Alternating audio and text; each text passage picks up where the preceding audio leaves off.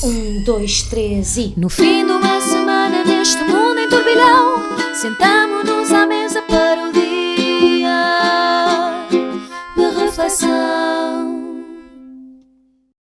Olá, sejam bem-vindos a mais um dia de reflexão aqui no MyGig e eu sou José Paiva e já tenho aqui comigo várias pessoas e, quem sabe, candidatos à presidência da Assembleia da República. Olá, senhor primeiro candidato, Zé Pedro Silva, como está? Muito bem, vai-se andando, mas não sei se poderemos ser candidatos uma vez que não somos deputados, mas enfim, mas isto tudo pode acontecer, tudo pode acontecer, é o que já se percebeu. Tudo pode-se assim sair de um podcast e entrar no Congresso? Qualquer pessoa pode ser candidata a speaker. Em qualquer momento? Pá, em qualquer momento, sim. Não tem um mandato a cumprir, mas depois... Ok, mas é preciso ser americano, em princípio, não posso ser... Eu não sei se há essa regra, por acaso. Olha, se alguém souber aí na Regi, porque nós podemos sair, apanhar o avião... Não, agora já tem speaker. Não, tens que ser cidadão americano. Agora tem, mas também durar o quê? Sim, não, alguém estava a dizer isso, que houve um período qualquer onde se demorou imenso tempo. Foi o ano passado, não? Foi este ano, nós falámos sobre isso aqui. Pois foi. Mas foi este ano, 2024 ou 2023? É 2023. É daquelas que o Johnny quer falar e nós dizemos... Não, falámos bastante, não foi nada fácil, não te lembras? Isso foi e depois... Foi um processo. As pessoas queixam-se que eu quero falar de política internacional e depois afinal queríamos todos ouvir sobre política internacional para estarmos informados e ninguém prestou atenção. Pois. Sim. Olha, eu estou aqui a encher chouriços porque vocês não queriam falar sobre os oráculos. Mas isto tem a ver com o meu oráculo, por acaso. Olha, estás a ver? Estão a ver? Vocês não... Há sempre alguém que fala do oráculo. Então, mas queres falar sobre o teu oráculo? Não, que eu sei só, ontem nós tivemos um impasse para ele ser um Presidente da Assembleia da República e ainda temos hoje, quer dizer, nós estamos a gravar isto antes de uma nova eleição, portanto logo vemos. Mas eu achei o impasse chique a valer, porque é uma coisa que se faz lá fora, não é? É uma coisa... Estamos mesmo na moda. Estamos, é prestigiante para o país esta incapacidade de ter instituições democráticas a funcionar. Era uma coisa que já se andava a ver há muito tempo lá fora, em Paris, da França e não sei o quê, e agora de repente cá também é, o que eu acho salutar. Importámos a melhor moda de sempre, que é ter palhaços no Parlamento. Ora bem, Zé Pedro Silva, tu não sendo palhaço, acho eu, não sei, podes dizer, és um excelente orçamental, ou tens um excelente orçamental, não sei. Não sei muito bem dizer, foi o que se arranjou. E só para não falar do tema da atualidade, quer dizer, esse também é, mas passou de repente, e eu há pouco, quando saí de casa, vi que António Costa estava empolgadíssimo a falar das suas... Estava a fazer um resumo. Mas aquilo calhou-lhe mal, porque não está propriamente assim ninguém interessado propriamente. Não significa isto, que eu não acho que isso tem muito mais relevância do que a eleição de uma mesa na Assembleia. Mas a vida é como é, as coisas são como são, as pessoas interessam-se pelo que querem, e portanto estava ali a esforçar-se por anunciar as coisas todas que fez, coisa que devia demorar cerca de 1 minuto e meio. Tem razão. 5 minutos. Tem razão, 30 segundos. Mas, e pronto, e é só por isso que eu puxei esse tema. Vocês acham que devia... Porque não tem que ser só um excedente, tem que ser um excelente. Pois. Porque o excedente orçamental tem origens. Sim. Não é? Portanto, pode ser boa, pode ser má. Por exemplo, quem defende que o excedente orçamental vem sobretudo da questão da inflação. Isso é um excedente que não é excelente. Mas há excedentes excelentes. Pronto. Ok. Maria, futura par interina. Parecias a minha mãe a falar comigo. Maria. Pronto, eu acho que a tua mãe não tem esta voz. Isto sim está a ser o pior café de sempre. Ainda nem estamos no café. Ainda não estamos no café. Não, pois não. Diz. Ia perguntar pelo teu oráculo. Primeiro queria perguntar se... Não, temos de perguntar a quem nos vê se é para acabar com os oráculos ou não. Se nós tivermos mais de 3 pessoas a dizer que é para acabar com os oráculos, acabamos. Tu estás com a esperança que haja mais de 3 pessoas não, a dizer eu que gosto muito do facto de vocês não gostarem desta parte. Eu odeio segmentos. Não é nada pior em podcast que segmentos. Olha, acabei de perder as minhas notas. Maria, eu ontem estive a assistir atentamente aos trabalhos da Assembleia da República, estava a olhar para a cara do António Filipe a pensar, coitado, foi só ali fazer uma perninha. E de repente está 24 horas. Eu acho que está a ser o melhor momento da vida. É isso que eu ia dizer, ele está mal for life. É a vossa opinião, isto é o meu oráculo, não é o vosso, vocês não vão se falar. Isto é um debate. Não é um debate. Eu não consigo justificar isto de uma forma que possamos debatê-lo. Isto é só o oráculo que eu inventei quando nos sentámos aqui nesta mesa, por amor de Deus. Exato, não vamos Vocês não vamos poupem-me. não vamos Tenho nada a dizer sobre este. Tenho medo que um dia me aconteça O quê? Estar sentado num sítio? Estar sentado num sítio e ser chamada para ser Presidente da Assembleia da República. A Maria é deputada, pode ser Presidente da Assembleia Municipal interinamente. Imagina que eu estou ali no Fórum Lisboa e de repente dizem, olha... Agora ficas lá de 40 anos a ser deputada, como o António Filipe. Sim, entrou aos 26. Sim. Pronto, é uma coisa... Olha, ontem até dormi mal com medo que me acontecesse uma coisa do género. Não da Assembleia da República, é difícil, para isso eu teria que ser deputada da Assembleia da República e eu não desejo... Tu entraste aos 27, entraste mais ou menos na mesma idade que o António Filipe. Agora, se ficares lá como o António Filipe... Ficar na Assembleia Municipal... 40 anos, dia isso pode-te acontecer. Quase larguei aqui um palavrão. Aos 27 ou morres ou vais para... Quase larguei aqui um palavrão a sério, porque... É assim que as pessoas tratam o seu serviço à pátria, enfim. Não, por acaso até o trato com muito respeito, mas não desejo estar lá até aos 76 anos. Mas a cidade deseja. Não, acho que a cidade não deseja. António Filipe tem 76? Não, tem 65. Não, mas a conta foi um bocado mal feita. 27 mais 40 dá 67, é verdade. Mas 67 ao contrário é 76. Porquê que eu fiz a conta a 46 Não anos? sei, vamos ter que avançar. 67 ao contrário é 76. Os números trocados. Nitidamente este programa também não funciona enquanto não tivermos Parlamento, é preciso dizer. Exato, também estamos no impasse. Estamos meio num impasse e, portanto, vamos já tratar do nosso café, que eu sinceramente acho que é um dos melhores cafés de sempre. Vamos lá. Expresso abatanado, curto cheio ou pingado, duplo com cheirinho, sem princípio escaldadinho.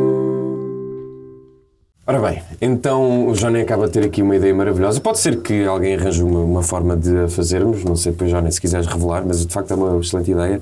Mas vamos falar aqui de placas, não tectónicas, não de dentes, mas Pedro Silva, como é que viste o regresso da placa do CDS ao Parlamento? Olha, desde logo não vi. Quando vi já foi assim no carro vassoura ao final do dia, que via conjunto de reportagens. Estava fora e estava a passear. Quantas vezes passaste por essa placa na tua vida? Algumas. Não assim tantas, mas algumas. Sabes, o Parlamento está com dificuldade em encontrar um presidente para a mesa. E uma mesa, aliás, porque ainda só estamos na primeira eleição do presidente.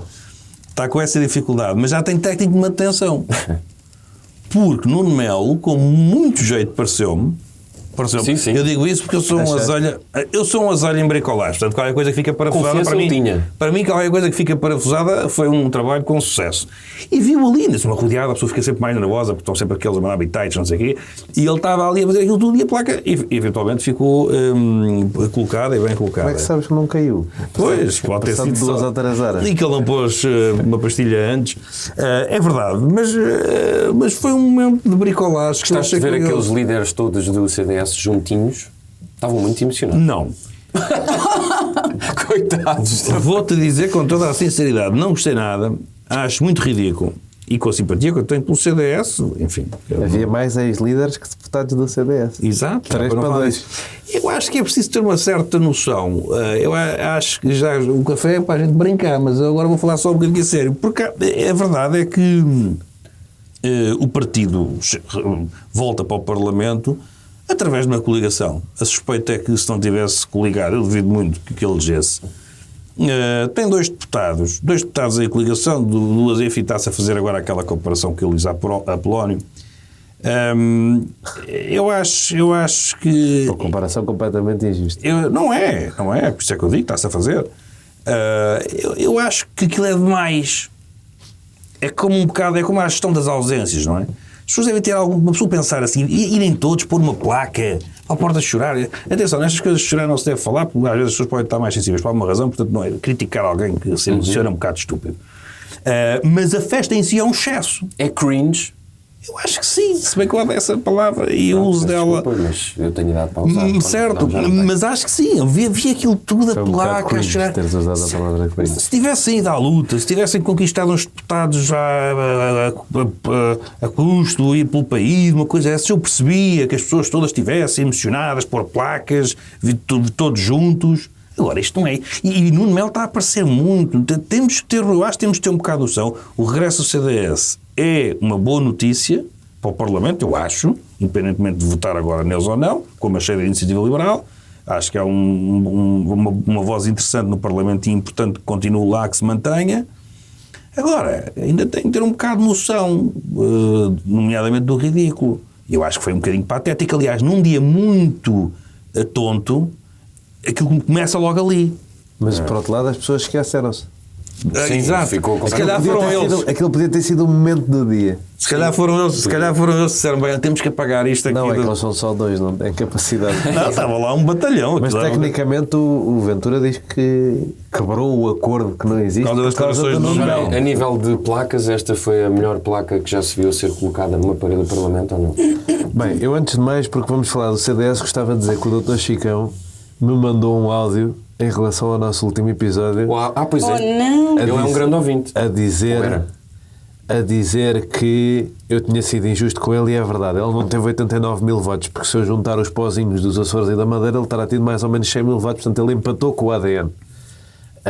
Não perdeu com o ADN, e de facto o CDS, se calhar até aí foi uma soma pior a AD do que eu estava a dizer que era. Portanto, ele fez-me ver e bem que eu devia ter batido mais no Nuno Melo. E, portanto, vou seguir aqui para... Sabes que eu gostei do regresso dele da CNN, eu vi o regresso. Teve muita graça. E foi criticado, Mas mas isso já sabemos que é o costume. ele tem muito sentido de humor, dizem. Mas eu nem falo do sentido de humor, eu achei que foi o regresso bem, nós os dois. um regresso bem pensado. Eu gostei da entrevista. Apesar de não concordar com alguns pontos, acho que é um bom... Eu acho que, apesar de nunca ter sido um apoiante do Dr. Chicão, já não sei, mas apesar de eu nunca ter sido um apoiante dele, acho inegável que ele era e é melhor político que o Nuno Melo, até porque a fasquia é baixa, e acho que o CDS ficou a perder com a troca.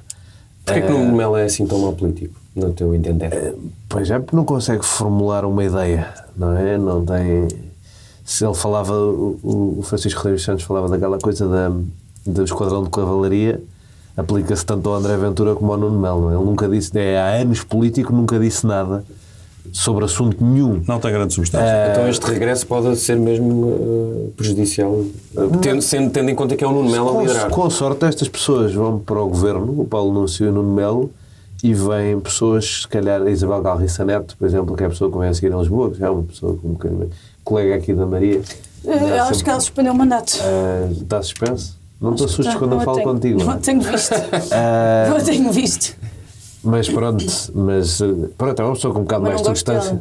Calculo que não é uma senhora conservadora, mas... Altamente conservadora, com posições bastante...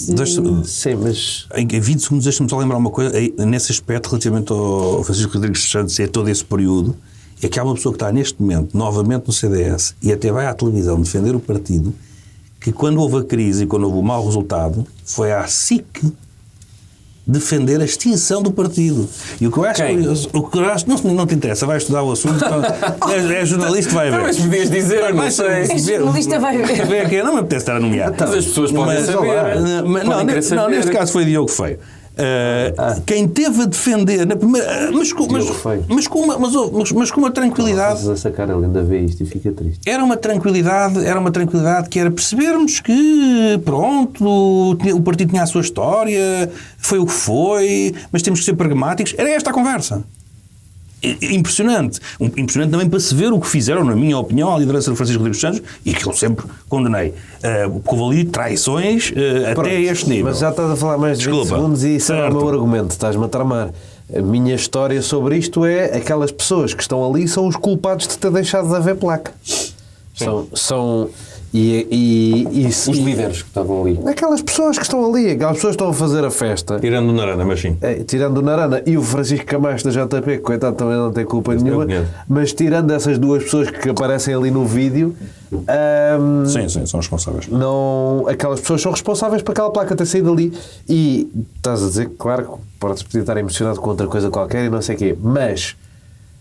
Vamos ser sérios, se aquilo era tão importante para ele que ele chora quando metem uma placa numa parede, se calhar ele podia ter disponibilizado para ser candidato daquele partido, não? Que a princípio tem mais popularidade, notoriedade, capacidade para eleger deputados do que o Nuno Melo, digo eu.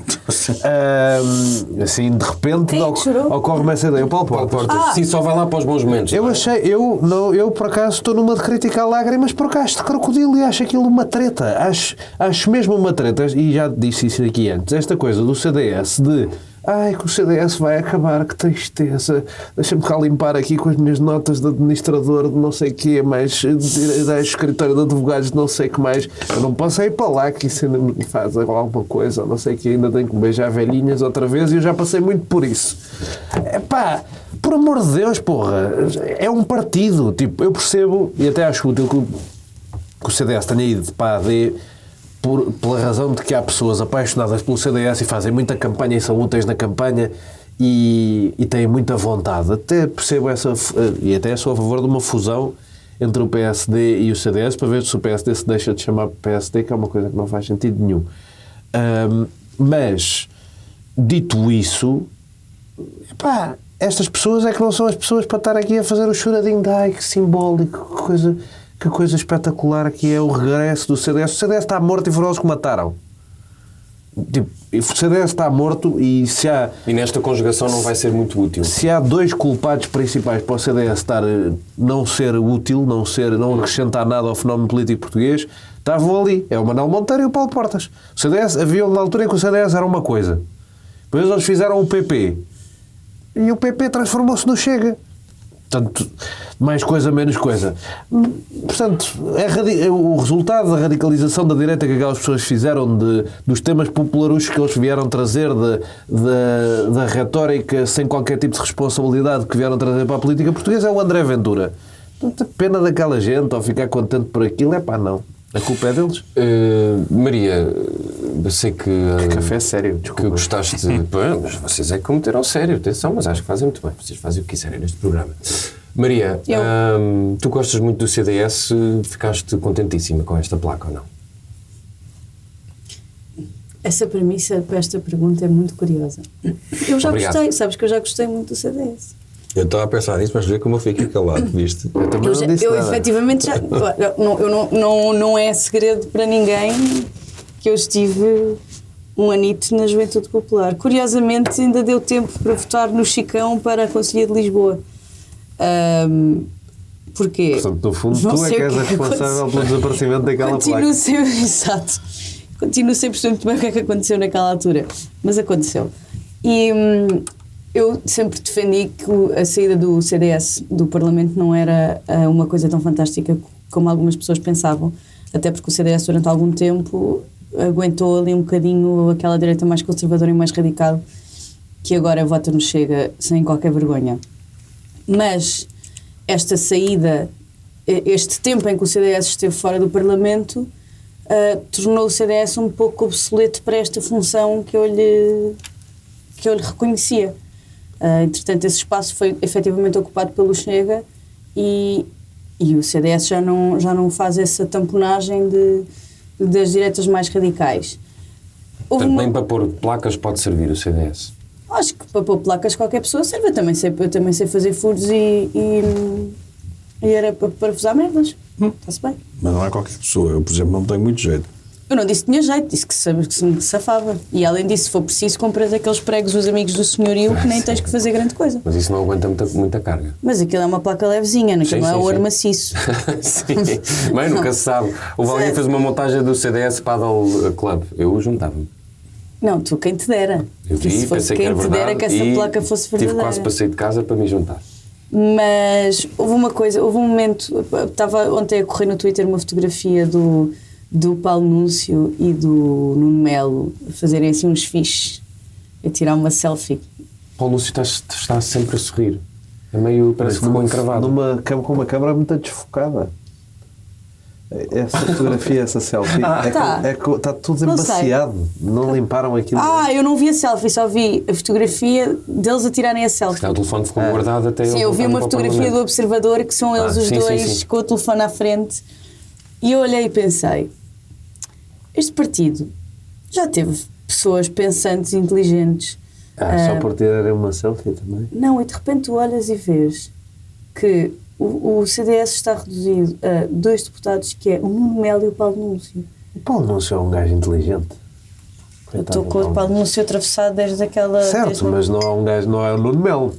Não, mas ninguém é o Nuno Melo, só o Nuno Melo é que é o Nuno Melo. Andou à escola, o Paulo Núncio. O Nuno Melo é a prova de que Qualquer pessoa pode ser presidente do partido. Não, isso não lhes media a inteligência, mas acho que é um. Se no meu ponto anterior de revolta com as lágrimas de crocodilo, a placa histórica do CDS, que tinha muitos deputados, dizia Centro Democrático e Social. E estes estúpidos, entre as várias... Mas a placa não é a mesma? Não, diz CDS, PP e depois diz Partido Popular. Que é assim que diz desde 95, acho eu, porque estes estúpidos são estúpidos. E eu, como sou contra eles, pronto, chamo-lhes nomes à falta de melhor. Porque isto é o café. Se não fosse o café, é sustentável. Sim, exato. Maria, terminaste? Sim, posso ter terminado. Não tenho mais a dizer sobre este assunto. Muito bem. Então vamos lá a acordos, não acordos, votações, não votações e à nossa reflexão. Vamos refletir.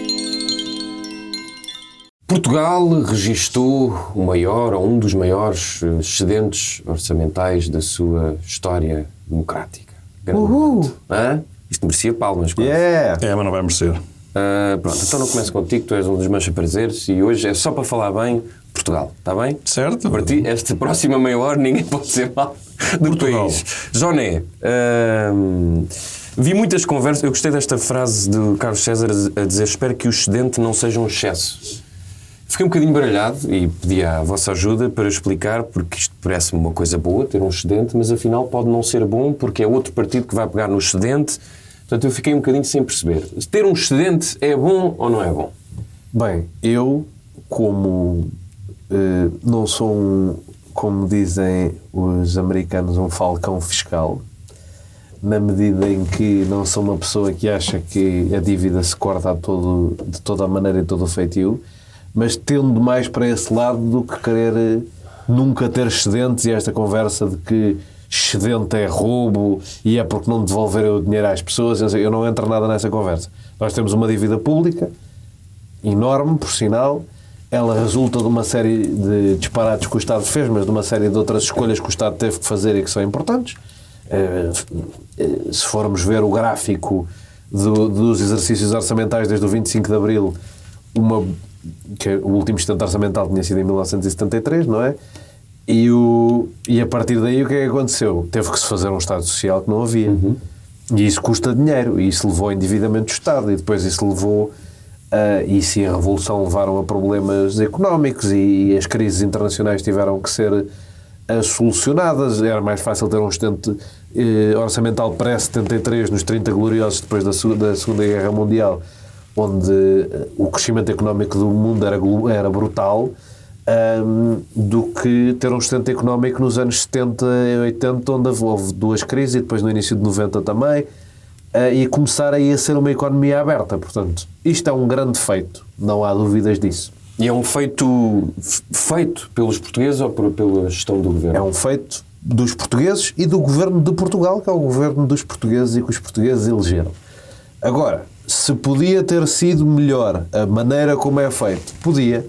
Se podia ter envolvido menos, e aí tenho sérias críticas a fazer, à política de cativações, porque acho uma política desonesta, à política de devoluções antes do tempo, aliada à política das cativações, ou seja, tu devolves coisas antes de teres dinheiro para o fazer, mentindo sobre onde é que vais investir. Esta política orçamental foi uma aldrabice para as pessoas e tratou as pessoas como se fossem crianças, e isso eu não acho bom, acho péssimo. No entanto, o resultado final, que podia ter sido atingido ao contrário, ou seja, sem cativações, mas sem as devoluções no imediato e as devoluções acontecerem mais tarde, ou até serem repensadas os sistemas de segurança social e as reformas e tudo mais, se não tivesse sido uma grande aldrabice, era porreiro que isto tivesse acontecido. Era porreiro que ao fim destes anos e destas crises, ainda mais da crise da pandemia, que provocou outro buraco orçamental enorme, era porreiro nós termos um ano assim e até termos mais anos assim a seguir a estes, porque eu não sou, lá está, radical nisto. Acho que a União Europeia tem que rever um bocadinho a elasticidade que tem nas regras de déficit excessivo.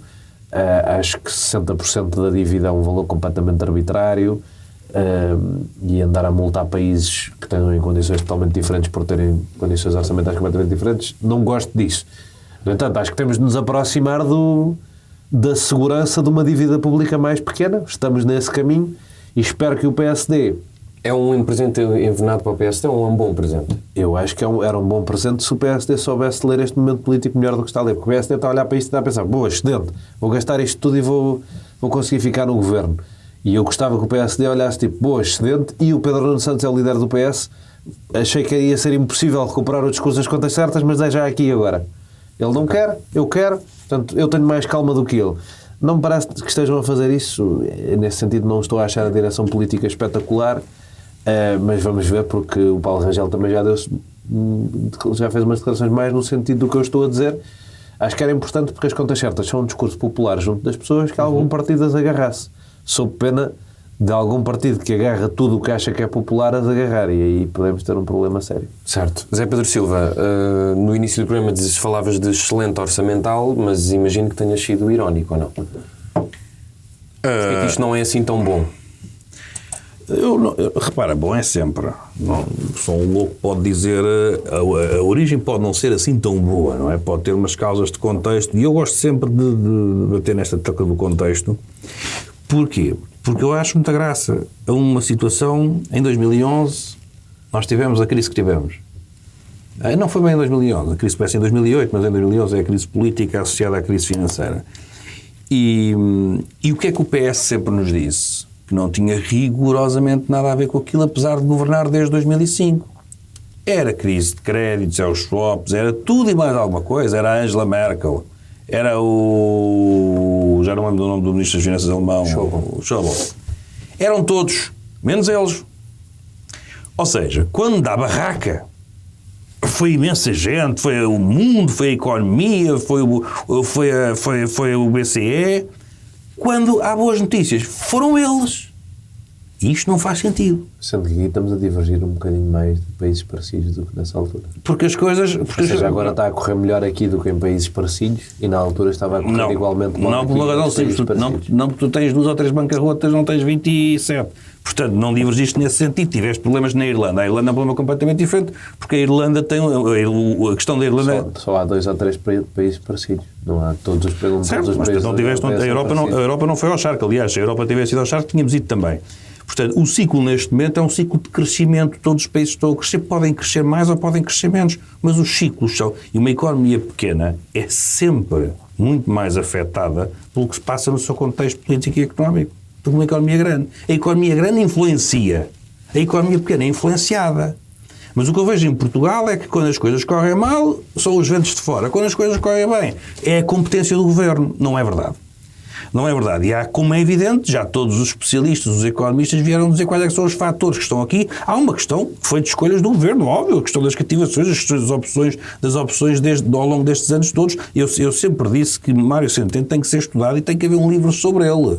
O homem é um gênio. O homem fez a austeridade que a Europa durante anos espalhou porque tinha no discurso pela calada. Portanto, manteve o povo todo contente e feliz, animado, como se não tivesse a cortar nada, e cortava às escondidas. Mas Medina dizem que superou até o legado de Centeno. Repara uma coisa, porque é que até aqui no dia de reflexão houve aquela curiosidade de eu ter anunciado o Leão e depois acabou por ser mesmo o Leão?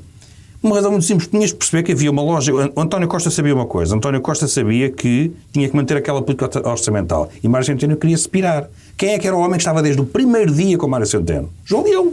Ele sabia a receita. E, portanto, quando depois vem João Leão e a seguir tens Medina já está. Medina não teve Medina não muda a política do governo de alta baixa em termos de finanças públicas. Para pôr a cereja. Até porque a equipa que ganha não se mexe. É sempre esta a estrutura. É sempre esta a ideia.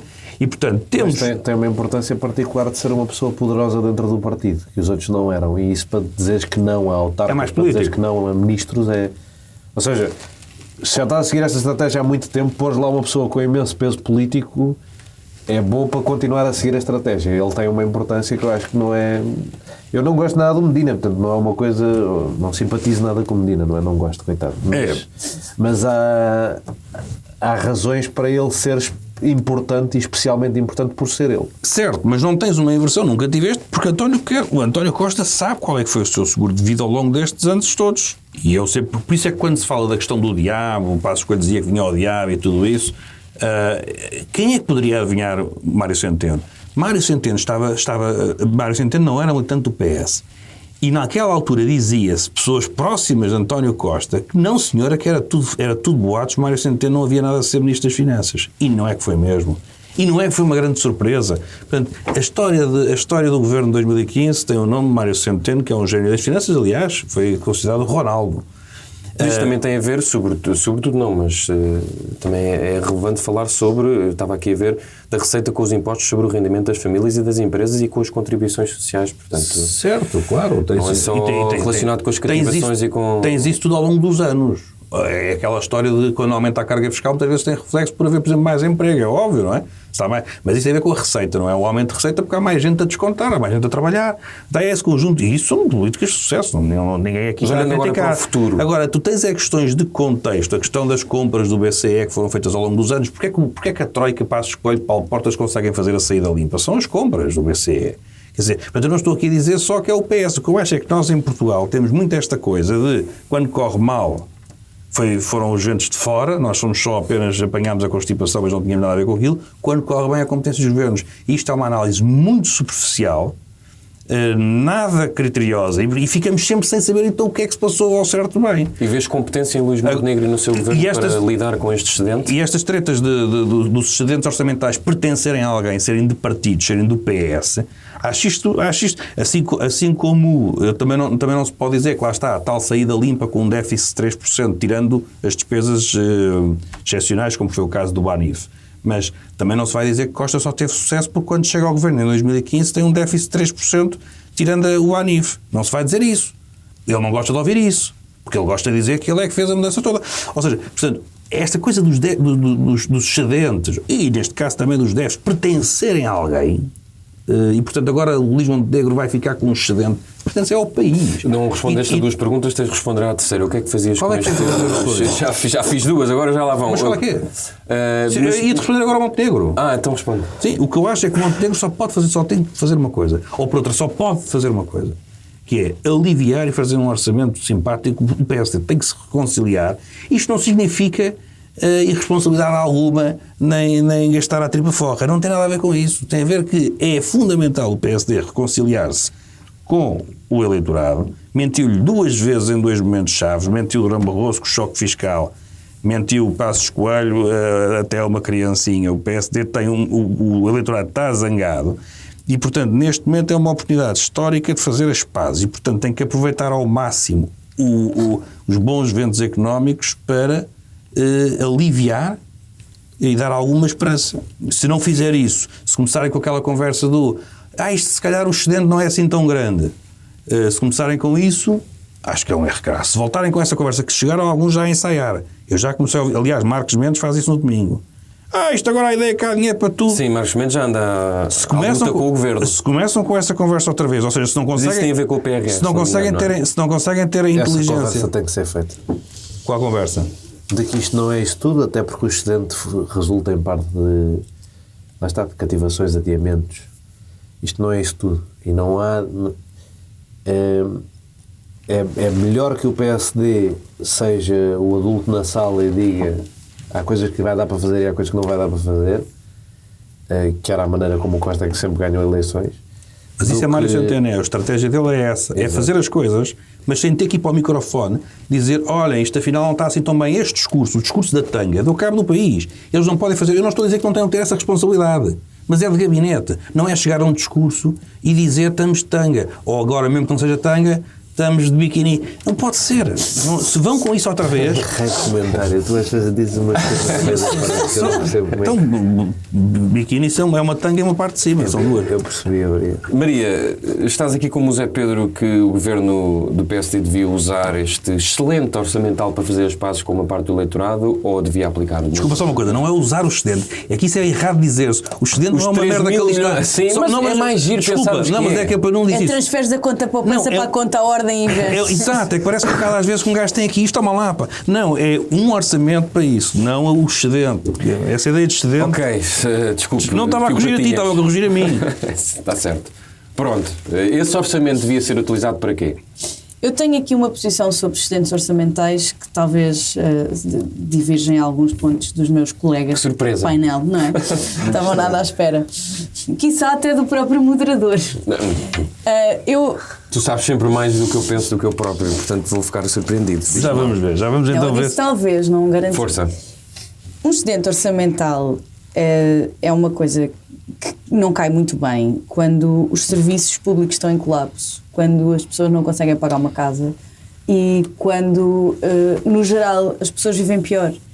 Houve uma inflação muito grande, o poder de compra das pessoas diminuiu, a habitação está a preços absurdos, não há professores, não há médicos, as listas de espera no SNS são muito longas. E depois virem governos falar de excedentes orçamentais e agora este governo herdou um excedente orçamental. Eu acho que é uma coisa que não cai muito bem e nunca caiu. Não há contas certas se faltam professores e se faltam médicos. Não acho que este discurso fique bem. Acho que o novo governo, se quer ganhar as próximas eleições, que não devem tardar muito, tem que mudar este discurso e esta ideia que o excedente... Uma pessoa que vive mal e que recebe o salário mínimo e que não consegue pagar uma casa, estar a ouvir falar de 3 mil milhões de excedente orçamental, eu acho que é ofensivo. E acho que ninguém leva isso a bem. E 3 mil milhões é muita saúde, muita educação e muita habitação que ficou sem resposta. E esta é a minha posição sobre excedentes orçamentais. Um excedente não serve de nada se as pessoas não vivem bem, se as pessoas vivem cada vez pior.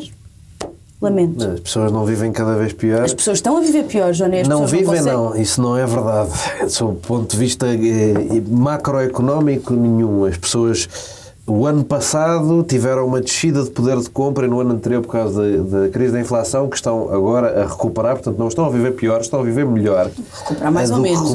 Do que vivia o ano passado e o ano anterior, em termos de valores reais que têm. Nós somos... Esta coisa de que a saúde está impossível... Não, lá está.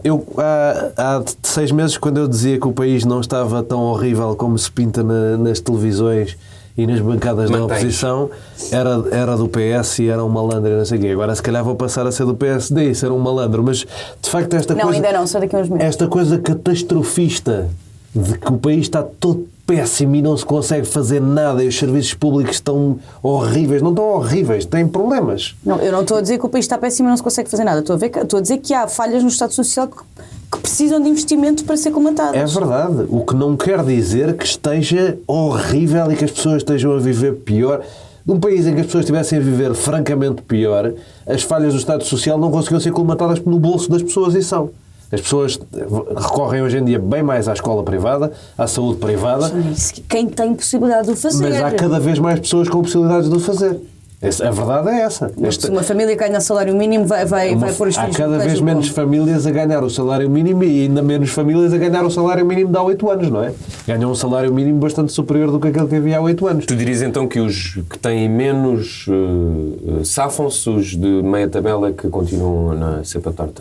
Não, o que eu acho que se passou no país... Ou seja, o nível mais baixo está a chegar ao... O que eu acho que se passou no país é que o governo do Partido Socialista fez uma opção estratégica por, se calhar, acalmar a tentativa do governo anterior de atrair grande investimento e, portanto, não desceu o IRC, não procurou fazer imensas estratégias de atração de investimento, mas procurou algumas até, mas pronto, apostou menos nisso do que um governo da PAF teria feito e, em troca, apostou mais em apoios sociais que acabam por subir quem está mais em baixo para ficar mais a meio. E, de facto, quem está a meio, e isto é um problema global, não é um problema português, quem está a meio, por ter algum dinheiro, mas não dinheiro suficiente para não pagar tantos impostos, o que nós temos neste momento no mundo como um problema para o funcionamento dos Estados sociais, é que a finança é global, mas os impostos são nacionais. E, portanto, tu consegues, com dinheiro suficiente, tu consegues não pagar. Portanto, quem se trama com isto é a classe média. Porque a classe média não tem a escala suficiente para contratar um advogado para fazer engenharia fiscal com o que tem, mas também não tem pouco dinheiro suficiente para estar a ser ajudado a subir na vida pelo Estado. Para essas pessoas, obviamente que a coisa podia estar melhor. Mas o foco aí não é nos excedentes orçamentais ou não, porque isso, o funcionamento do Estado Social, a quem toca é nos mais pobres, e os mais pobres, acho que não há dúvida que estão melhor do que estavam. Toca na classe média que se calhar precisava de começar a votar mais. Estarem melhor do que o que estavam não quer dizer que consigam colmatar na sua vida e com o seu rendimento as falhas do Estado Social. Qual é que é a solução para isso? Investir contratar pessoas, contratar médicos. Não tens um estudante de 3 mil milhões. E o estudante existe para quê? Para descer uma dívida pública, porque senão começamos a levar multas por procedimentos de déficit excessivo da União Europeia, ou não? Como? Mas, por exemplo, quando nós lemos que... Isso é sempre um bocadinho diferente, mas é a questão dos mais pobres. Temos sempre números muito altos, que vão descendo, vão subindo. Eu estava aqui a ver, para ver se metia isso na discussão, porque a pobreza aumentou em 2022 e abrange 17% da população. Sim, é uma série de dados que aumentaram em 2022 e que... Isto também tem a ver com a pandemia, não podemos esquecer no país e no mundo, e que tem a ver só com a dificuldade de recolher dados durante 2 anos. Certo. Ok. Pode ser uma... Sim. E, portanto, estas coisas... as pessoas não deixam de fazer esse trabalho de campo muitas vezes. Mas estas coisas são mais... Os censos foram uma coisa dificílima de fazer. Estas coisas são mais difíceis de fazer assim. E a pandemia teve um impacto em determinados setores que ainda não está totalmente corrigido. E, se calhar, algumas medidas de combate aos problemas da pandemia também foram menos eficazes do que podiam ter sido a garantir que as pessoas saíam para melhor, congelaram uma série de empregos que deixaram de fazer sentido... A coisa do layoff eu acho uma medida péssima, ou seja, preservar os empregos em vez de preservar as pessoas, acho uma medida péssima, porque acho que não aproveita a parte boa de uma crise destrutiva, que é destruir, levar consigo as coisas que eram ineficientes e que não funcionavam. Nos Estados Unidos, por exemplo, foi feito de maneira diferente. Tu pagaste às pessoas e deixaste-as ir para o desemprego. E deixaste-as confortáveis na mesma, mas permitiste à economia transformar-se totalmente. E neste momento os Estados Unidos crescem brutalmente, como não cresciam há anos, e nós na Europa estamos mais ou menos estagnados. Isto é uma mega discussão. Isto não é... Estão aqui 3 mil milhões de euros, portanto agora os hospitais começavam a funcionar todos bem e os professores apareciam todos e não sei o quê. Isto é uma mega discussão sobre a maneira como os impostos funcionam a nível global, como a economia europeia está em estagnação funcional. Não é fácil partir daqui para é só investir. Até porque não sabes o que é que vai acontecer no dia da manhã. Este excedente também é um seguro de vida contra uma guerra na Ucrânia com consequências imprevisíveis, uma economia alemã estagnada com consequências imprevisíveis. Sim, há quem diga que é bom termos esta reserva para os próximos tempos. Pode haver uma recessão daqui a 1 ano e depois é bom que haja dinheiro para pagar.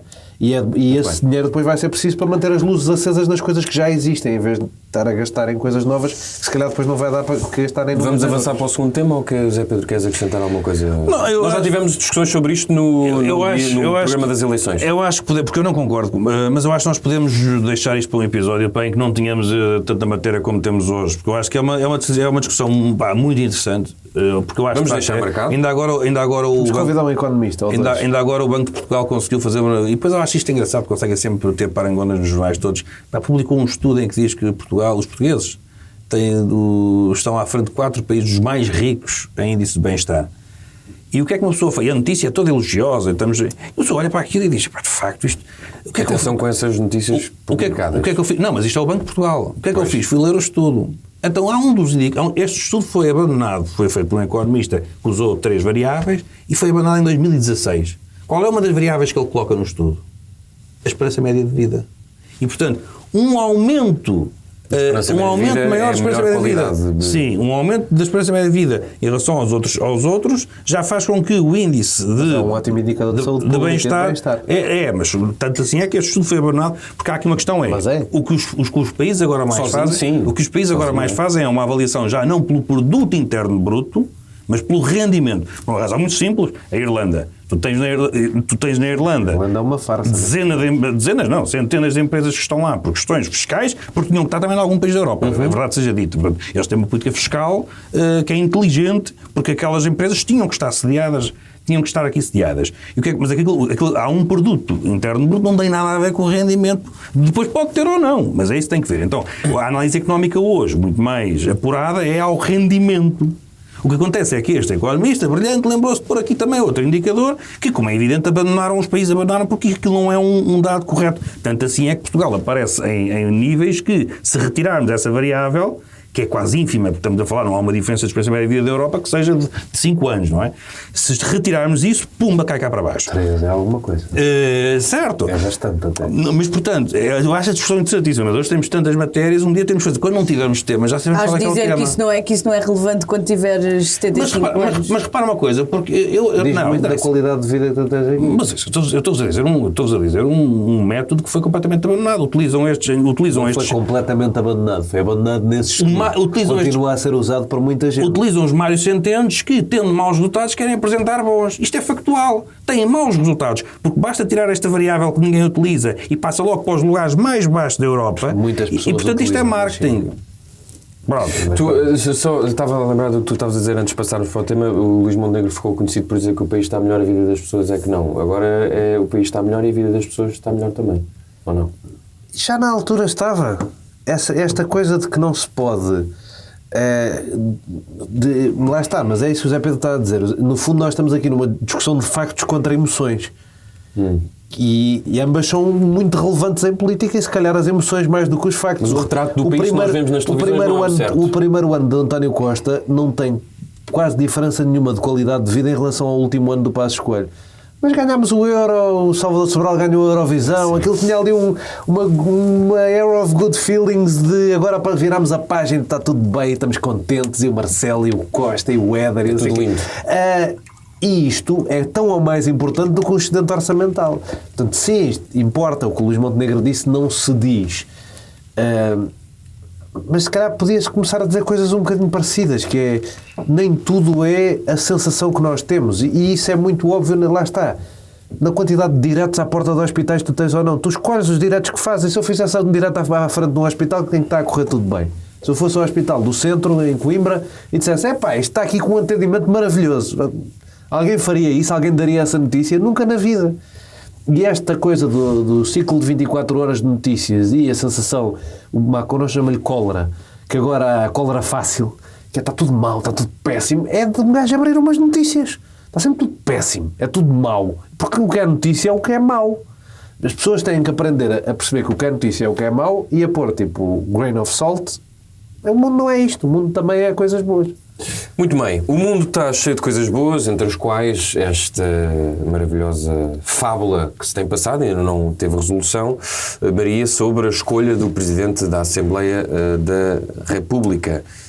Não sei se foi uma questão de semântica ou não, entre o PSD e o Chega, que tinham um acordo, depois passou a não acordo, depois afinal não era assim tão um acordo, André Ventura que achava que era um acordo, para que pudessem trocar votos entre Vice-Presidente e Presidente da Assembleia da República. O que é certo é que Aguiar Branco, as notícias diziam todas que estava quase certo que iria ser eleito. Até a página da Wikipédia dele dizia que já estava eleito. Não foi eleito. Dos 3 principais partidos neste momento, porque nestas votações contam mais os que têm mais votos, não é? PS, PSD e Chega.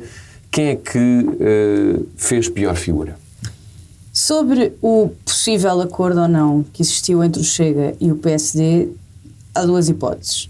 Uma é, ou efetivamente houve conversas e o PSD acreditou na palavra do Chega e o Chega provou que a sua palavra não conta para nada, ou André Ventura, efetivamente, como disse depois da primeira votação, indicou à sua bancada que votasse a favor da Aguiar Branco e a bancada desobedeceu. Portanto, ou ele mentiu em direto ou não tem mão nos seus outros 49 deputados. Temos 2 hipóteses, nenhuma me parece especialmente incrível para André Ventura, porque ou está a mentir, a pessoa que acusa toda a gente de mentir, ou está a mentir deliberadamente, ou não tem mão no seu grupo parlamentar. Há aqui uma coisa interessante que é, enquanto outros partidos faziam política no Parlamento e cumpriam as suas funções como deputados, o André Ventura e o Chega partilhavam a sua versão dos factos nas suas redes sociais. André Ventura faz vídeos para as redes sociais durante o decorrer do processo. Portanto, eu acho que nós analisamos muitas vezes o Chega de acordo com os padrões da democracia e do funcionamento da democracia a que estamos habituados e eles não funcionam da mesma maneira. O interesse...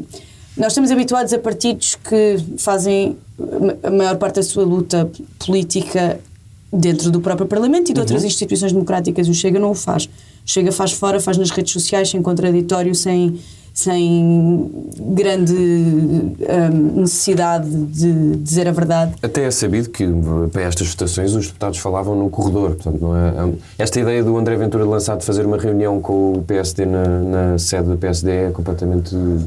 Não faz sentido. Não existe essa prática, por exemplo.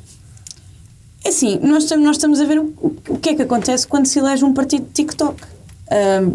Não tem cultura política, não tem sentido democrático, não tem sentido de Estado. Porque o Chega está a provar que pode perfeitamente impedir o funcionamento da democracia. Porque estamos desde ontem à tarde... Está a impedir, já não é? É um dia. Mas é não um pode dia... nada impedir. Quem impede, Joné, é um dia desta vez porque é um dia porque é a primeira votação da Assembleia da República, não é um dia. 50 deputados não podem impedir nada, desde que os outros se entendam. Mas os outros não se querem entender. Pronto, então o problema é dos outros. Mas o Chega supostamente teria um acordo com o PSD, acordo esse ao qual faltou. Logo está a impedir efetivamente o funcionamento democrático. Mas se nós nos colocarmos de fora como eleitores, de facto, se calhar o Chega é o que vive melhor neste caos, porque isto não é outra coisa senão um caos, se quiseres. O Chega talvez viva melhor e eu estou muito farta da conversa de o PS e o PSD estão a fazer o jogo do Chega, estão a deixar. O Chega não pode condicionar permanentemente a democracia, não pode condicionar os outros partidos permanentemente. Nós não podemos estar sempre a pensar no que é que ajuda ou não o Chega e a fazer o oposto. Às tantas, toda a política e toda a governação do país é o que é melhor, o que é menos bom para o Chega. Como é que vamos fazer isto de forma a que o Chega não galvanize eles. O Chega funciona de outra forma, o Chega funciona em redes sociais, o Chega tem muito pouco apreço pela verdade. Portanto, acho que esta conversa permanente do estão a fazer o jogo deles. Eles são o terceiro maior partido, eles têm 50 deputados. Eu acho que estamos há 4 anos a tentar com paninhos quentes e pezinhos de lã ver o que é menos proveitoso para o Chega. Tudo é proveitoso para o Chega. O Chega cresce em terrenos pantanosos e em descontentamento, e isso não me parece que tenha tanto a ver com como é que corre a votação do Presidente da Assembleia da República. Tem a ver com descontentamento social, tem a ver com não haver qualquer compromisso com a verdade do próprio partido, e isso não é uma coisa que os outros possam... Já agora perguntar-te qual é que seria melhor para gerir este tal caos, Aguiar Branco ou Francisco Assis. Nós vimos que Augusto Santos Silva lidou bem ou mal, o que é verdade é que acabou por não ser, acredito que não tenha sido por isso, mas acabou por não ser eleito, com o Chega. Quem é que achas que faria melhor trabalho? Não é só lidar com o Chega, é lidar com esta nunca vi nenhum deles ser Presidente da Assembleia composição. da República, não te posso dizer isso sem ter alguma demonstração do que é que cada um seria capaz. Não Aguiar Branco. Não votaria em branco, certamente. Aliás, até penso que o Bloco ontem apoiou Francisco Assis. Sim. Provavelmente votaria num candidato mais à esquerda. Francisco Assis não é propriamente E se fosse entre o Chega e o Aguiar Branco? E ele era o candidato mais à esquerda. Certamente, se fosse entre um candidato do partido... O do Chega? Não, o Aguiar Branco é que era mais à esquerda. Se fosse entre um candidato do Chega e o Aguiar Branco, certamente votaria no Aguiar Branco, mas eu não tenho qualquer questão entre votar em democratas e votar em antidemocratas. Sim, mas a questão é que podes votar branco. Ou seja, tens escolha para além dos dois. Certo, e é anónimo. Deixem-me só acabar a história, o que eu estava a dizer sobre o que o Chega diz nas redes versus o que o Chega faz na vida real. O de André Ventura disse nas redes sociais dele e do partido para o PSD, se não é não, o PSD que se entenda com o PS. E no fim da noite de ontem veio pedir uma reunião com o PSD onde Montenegro quisesse, às horas que ele quisesse... ou seja, para o seu eleitorado e para os seus votantes e para as pessoas que consomem política através das redes sociais, André Ventura dá ar de durão e entendam-se eles que não tem nada a ver, não é não. E depois vai pedinchar, suplicar de joelhos, por favor, reúnam-se comigo. Eu tenho uma questão com isso, que é, porque é que um gajo dizer Porque é que me vais dizer? Eu quero uma reunião às horas que ele quiser, no sítio que ele quiser, ao primeiro-ministro indigitado, depois segue para... Eu sei que me estou a humilhar. Hã? Como assim? Pois, é muito confuso. Isso é uma das coisas que eu queria trazer para aqui. É esquisito esta conversa de que é uma humilhação tu pedires uma reunião. Humilhação era o gajo dizer que o gajo lhe podia dar 3 estalos com ele com as calças para baixo. Tipo, pedir uma reunião não é uma humilhação. É uma coisa normal. E os jornalistas e os comentadores olham para aqui e dizem: pois, o André Ventura está aqui a dizer que se vai... Ele é que disse que isto era uma humilhação. E os próprios jornalistas depois fazem a pergunta como ele quer. É isso, o gajo controla a narrativa. Maria. Podemos passar e já cá voltamos.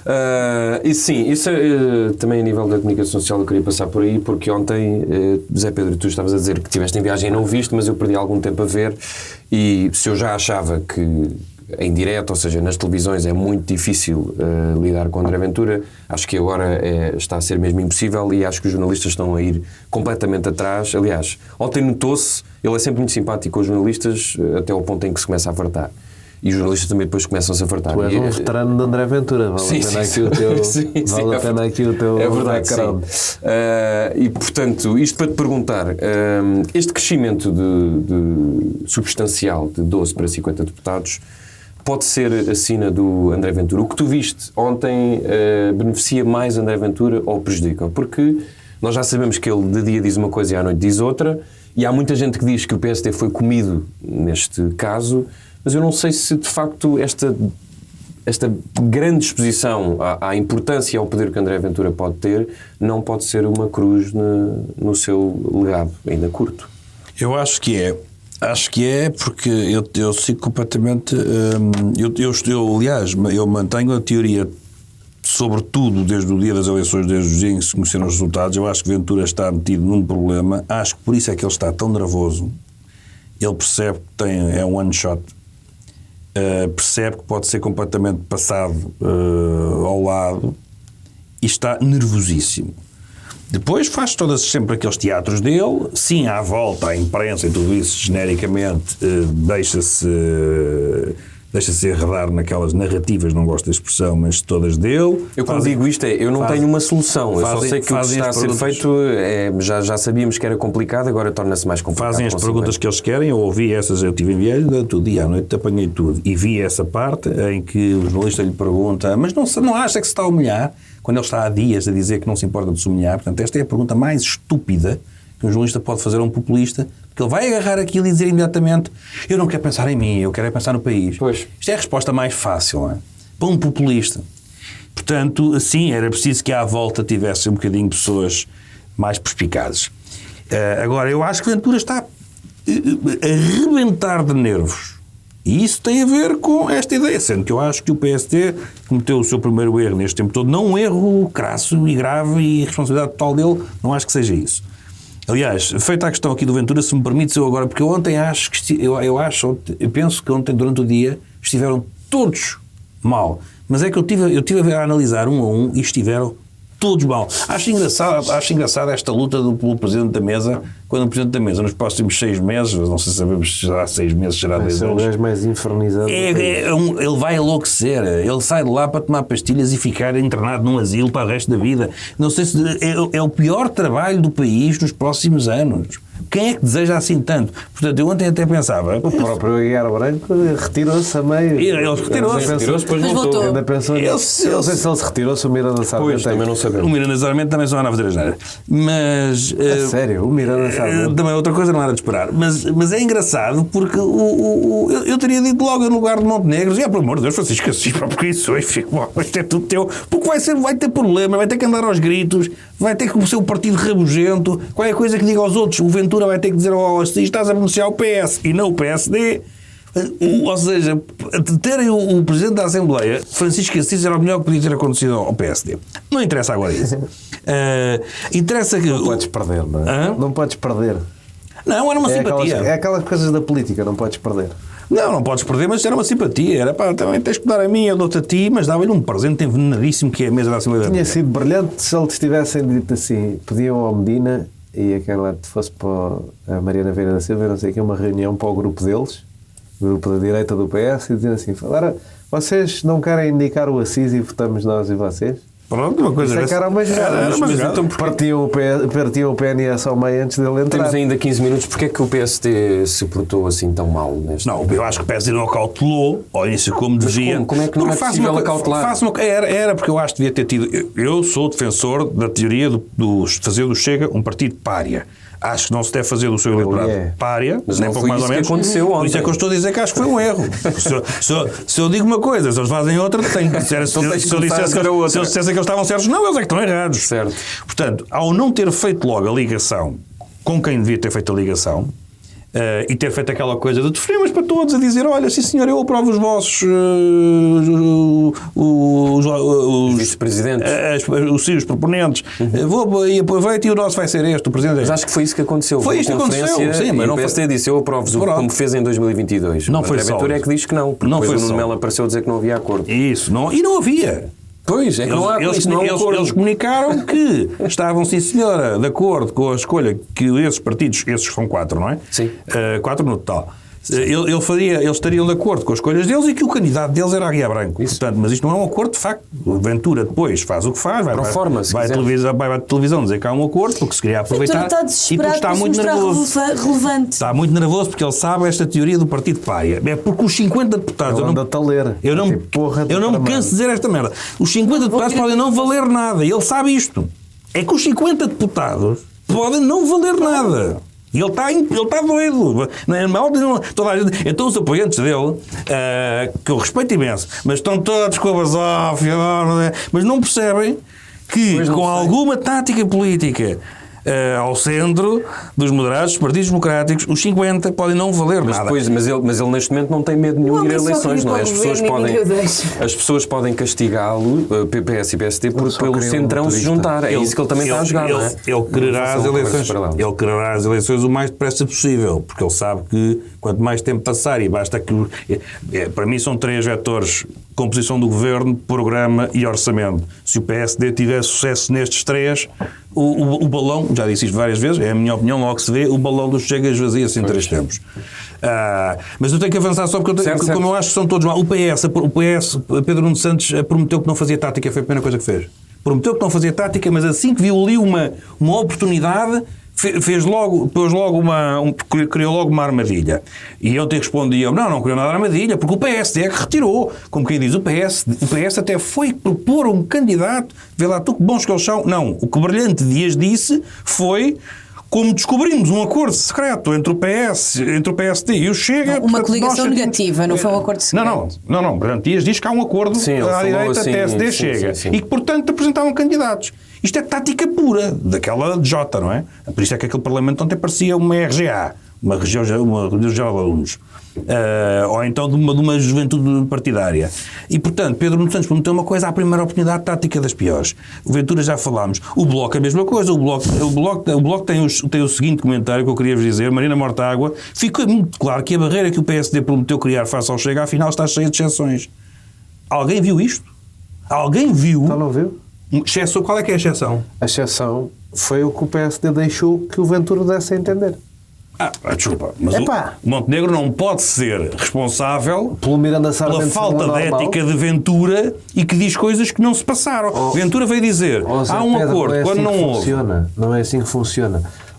Se o Joaquim Miranda Sarmento queria fazer aquilo daquela maneira, que pronto, há uma estratégia, ou é estúpida, aquilo mas é uma estratégia. Explica só para... chegar à reunião e dizer assim, eu vou aprovar, e ligar aos gajos e dizer assim, só para fazer saber que eu vou aprovar os nomes de toda a gente, porque acho que as pessoas deviam ser eleitas por ordem.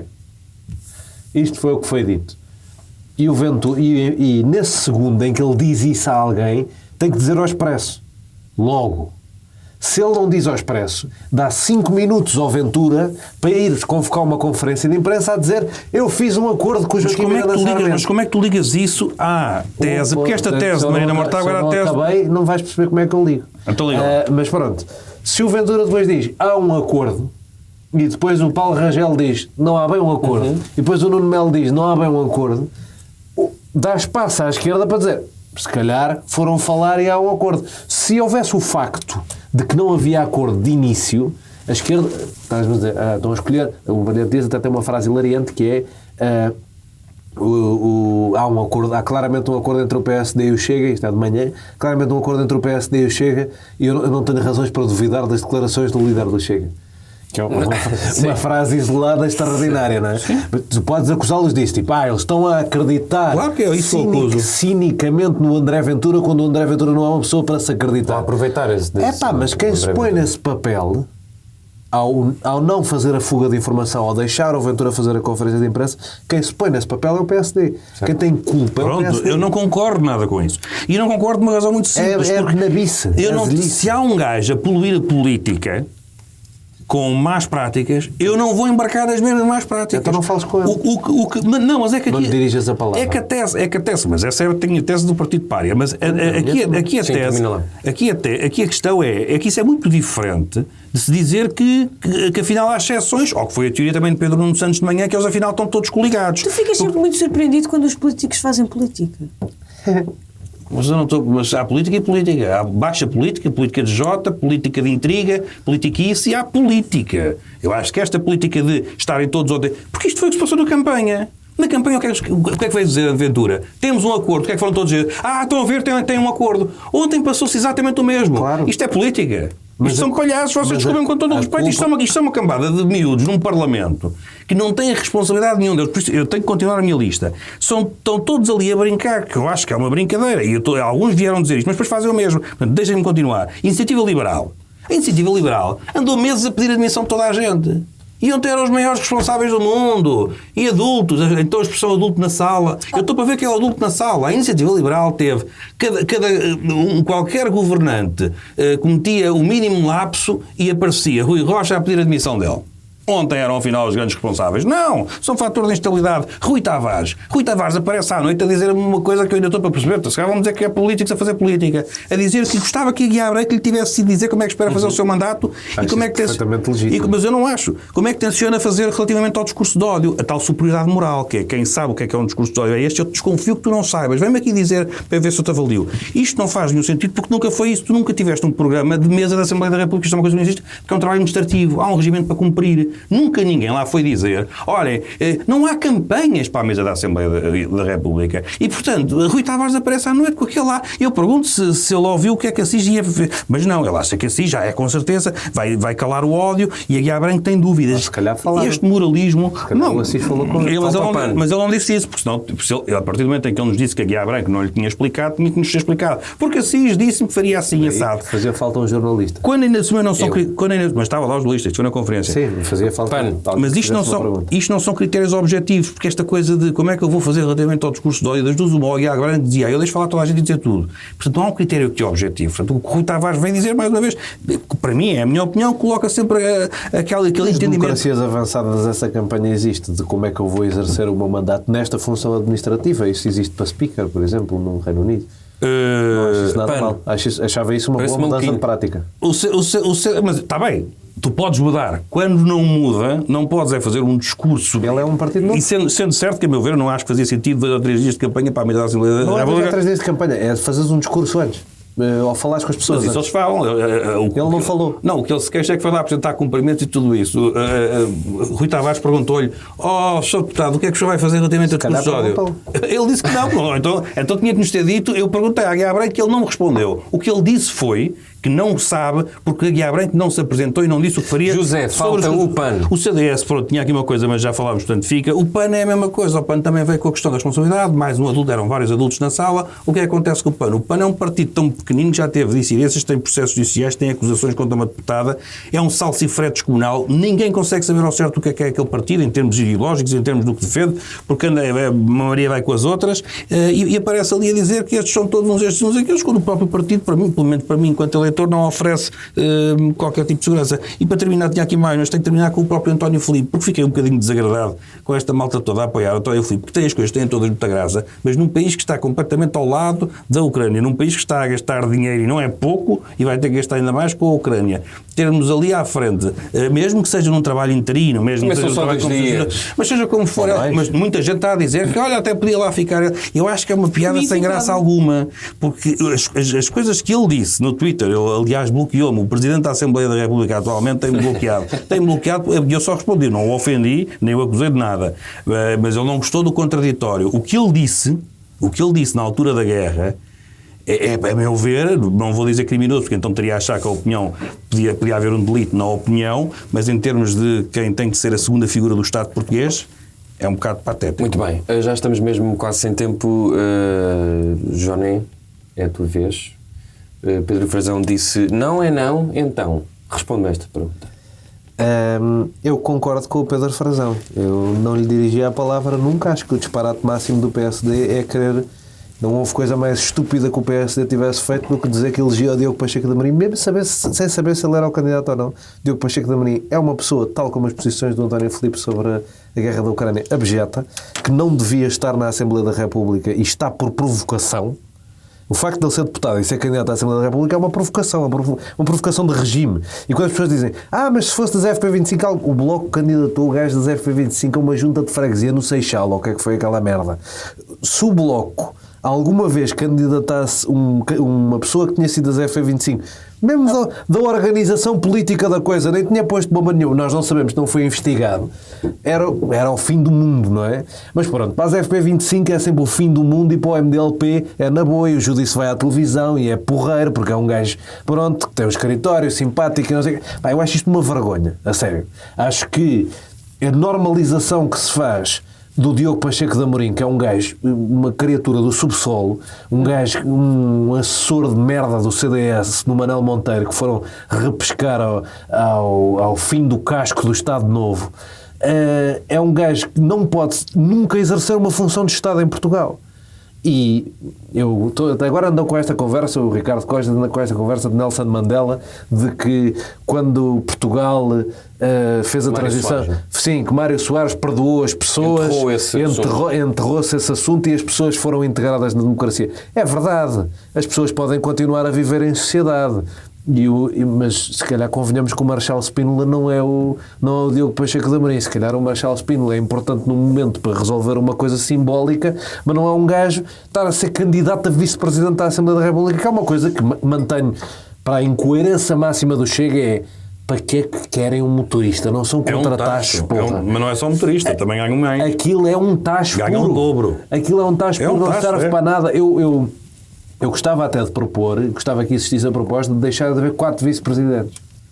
Porque funcionou tão bem, só com 2 na última legislatura. Sim, e aquilo sai caro, não serve para nada, eu punha lá só 2. Ganham mais assessor e motorista. Exatamente. E que é uma coisa, pronto, ele se calhar, como ele sempre foi assessor, quer agora ter um, mas, para se vingar nele, ou uma coisa qualquer. Para o sodomizar. Mas, epá.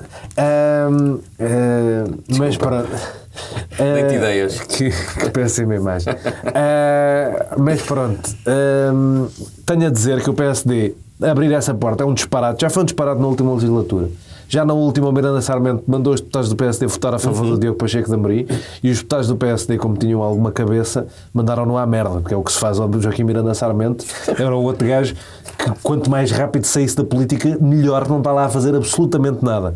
Como economista, gostava de saber quem é que... Mas é melhor do que como político. Porra, está bem. Também é melhor bailarina do que política, em princípio. Mas é mesmo o pior líder parlamentar da história do PSD, com alguma margem. Já não consegue dizer uma frase. Cada vez que fala depois não consegue ter uma ideia sobre assunto absolutamente nenhum. O conceito dele de ideia é: o PS é péssimo e eu é que ia resolver isto. Esta forte figura que é Joaquim Miranda Sarmento, é que ia lá e fazia isto muito melhor.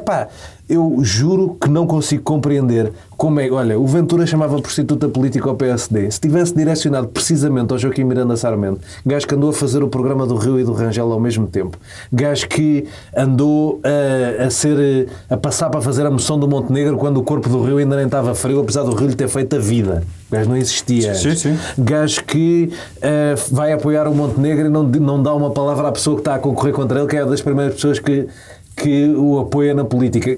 Gajo que não tem lealdade a absolutamente ninguém. Não percebo como é que isto se pode confiar nesta pessoa. Mas Primeiro-Ministro, provavelmente sim. Espero que não. E já o Rui Rio planeava fazer-lhe essa humilhação, e eu espero que o Montenegro também lhe faça, porque é uma pessoa que não se pode confiar. Mas pronto, deram-lhe esta responsabilidade, ele conseguiu estragar o primeiro momento da legislatura ao PSD, porque conseguiu fazer este disparate de trás para a frente. E seguindo, o que é que eu acho daqui para a frente?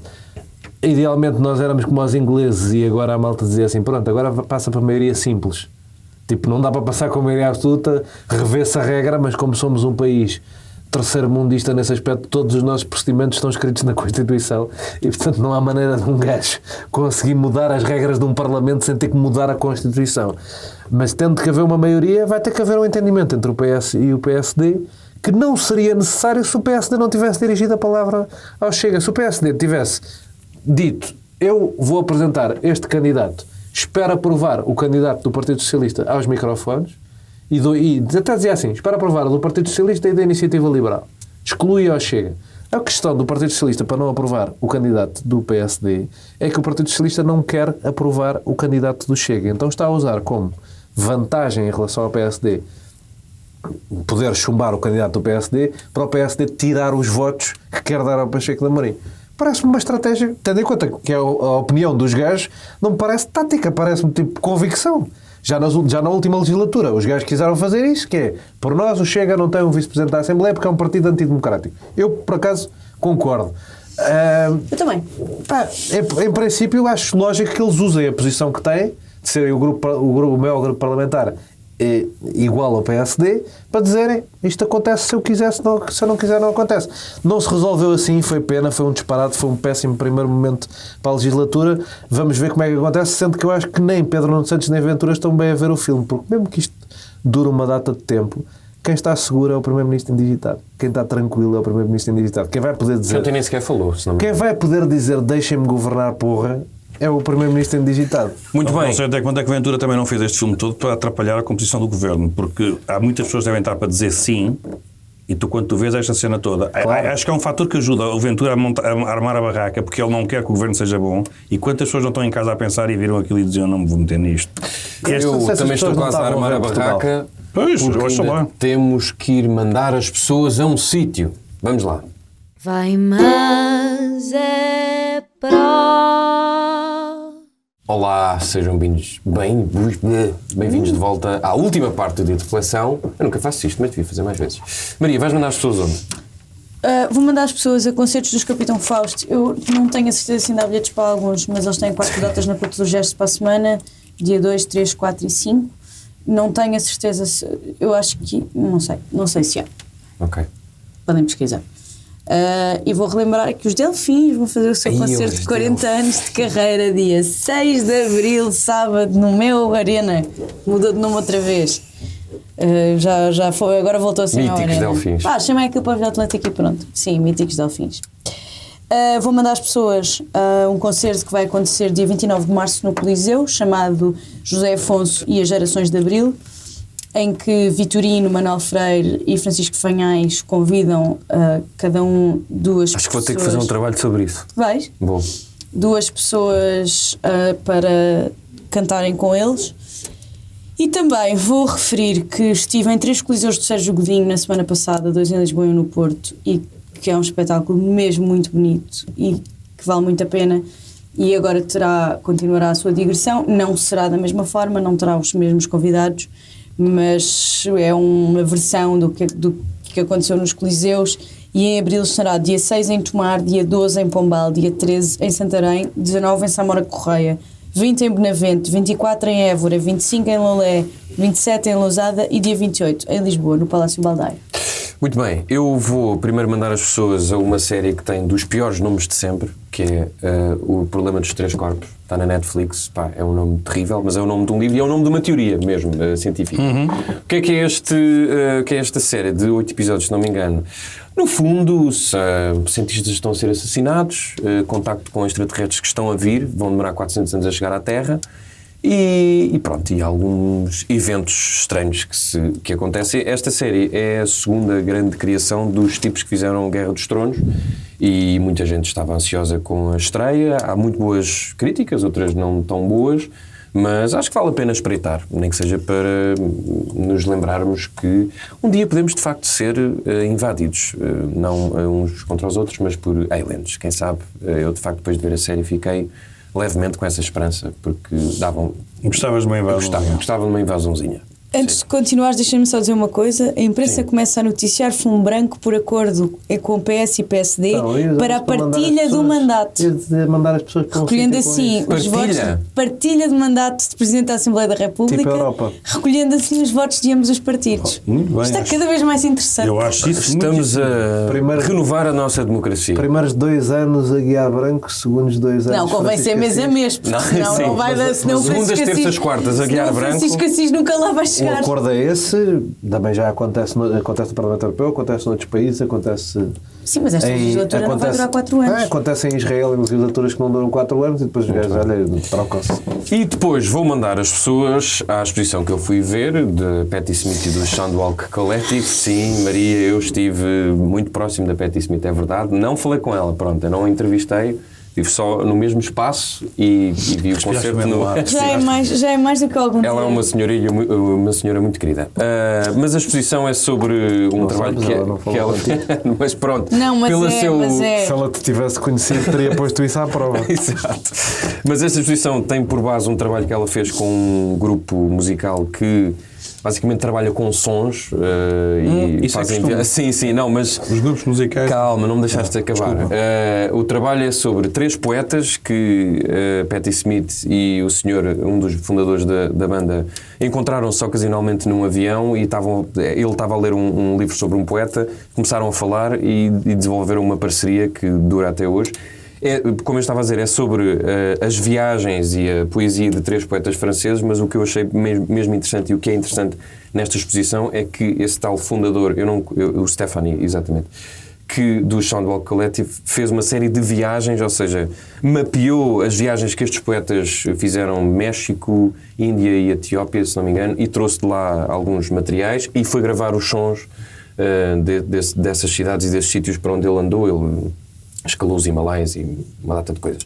E essa exposição que está no MAC CCB, ou seja, o novo museu depois do fim de vida, entre aspas, artístico do Berardo, vai estar até setembro e é uma viagem sonora, porque tu tens que pôr uns auscultadores onde ouves a Patti Smith a conversar com ele, é muito e ouves vários sons e depois aquilo são 3 ilhas e tens que ir explorando essas 3 ilhas. É uma coisa mesmo de... Eu por exemplo, só para terminar, fui lá à apresentação da imprensa e não vi que a Patti Smith tinha entrado. Eu estava só a ouvir com os auscultadores e aquilo tu ficas mesmo a olhar e ficas ali a viajar na maionese. E o vídeo da Bjork a ver a Sim, é bom para si viajar na maionese e para não se pensar em mais nada. Aquilo pode-se pensar que é assim uma coisa intelectual, mas não é. Garanto-vos que não é. Se calhar convém ler os poetas, eu por exemplo não li. E convém levar drogas ou... Não, essa é a parte boa. Não é necessário, até acho que não se deve recomendar, porque pode contrariar o efeito da exposição. Porque o efeito da exposição é mesmo para tu ficares concentrado e não pensares em mais nada e deixaste-te levar. Há, de facto, lá uma droga na exposição, quer dizer, não há uma droga, há um cato que origina mescalina, que é do México, mas segundo consta e segundo informações importantes que eu obtive, os catos que estão na exposição, por estarem fora do seu habitat, não produzem mescalina. Portanto, as pessoas que forem à exposição, não roubem os catos e não estejam convencidos que vão... Em vez de ser a aloe vera, é mescalina. Exato, sim. Mas recomendo muito, está até setembro, há imenso tempo para ir. São 10 euros ou 20. Não é 15. Como assim? Não, é para residentes em Portugal 10 euros e para fora estrangeiros é 20. Pronto, só mesmo para eles. Que é mais caro do que o habitual, mas também se paga a Patti Smith, não é? É normal. Mas vale muito a pena, eu gostei muito da exposição. Zé Pedro Silva, vais mandar as pessoas onde? Pronto, como tenho muita dificuldade, eu vou só como não tinha preparado nada, aliás, mando as pessoas a Évora, à Capela dos Ossos, é absolutamente medonha. Eu adoro a Capela dos Ossos, é espetacular. Não era capaz de apostar isso. Adoro a Capela dos Ossos. É bastante heavy metal. É incrível. Aquilo parece a era o meu concentração de sítio preferido em Évora quando eu era pequena.